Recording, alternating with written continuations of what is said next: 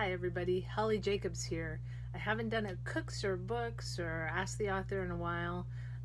Things have been busy here with school and with just my general life and of course writing. But I'm ending up my first college class, which was ceramics, most of you by now know. And I'm getting ready for my presentation this week. And one of the things that attracted me to the artist that I'm talking about, Rob Bernard, was this quote. He was talking about his teacher when he was in Japan, whose name was Yagi. And Yagi was trying to define what art is. And he said, in every culture, this is beauty. And then this is ugly. And somewhere between that beautiful and ugly is art. It's what changes just a regular piece of ceramics you'd buy at Kmart and art. It's somewhere between the two. I like that, but I think it goes a step beyond. We've talked before about writing and reading.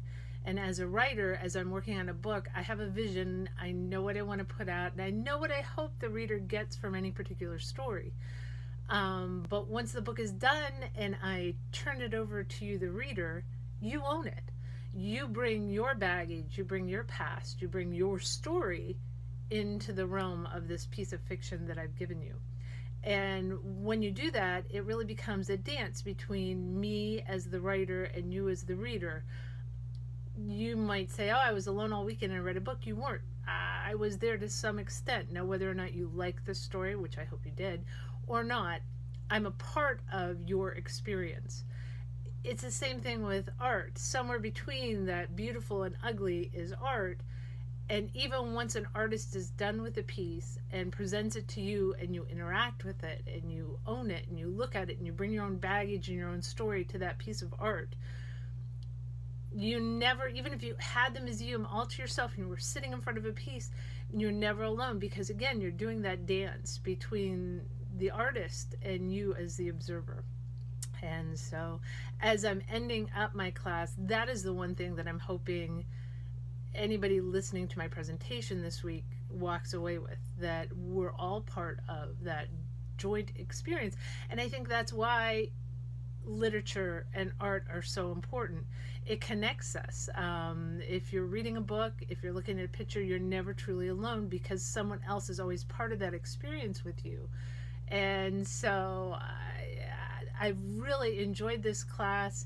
Thanks for everybody who's sort of picked up and started following my blog for these novel freshman experience pieces.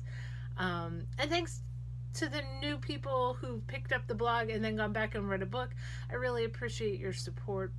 And thanks, as always, to my regular readers. You know, as this year is winding down, I can't begin to end my year without saying thank you to all of you for your support and for embracing all the weird little things I do, whether it's writing a book for you or my ceramics or working on the cottage or splitting wood or baking bread. You guys are fantastic, and I appreciate you becoming part of my experience as much as I hope I'm part of yours as you pick up one of my books. So anyways, happy holidays, whatever holiday you're going to be celebrating in this next month.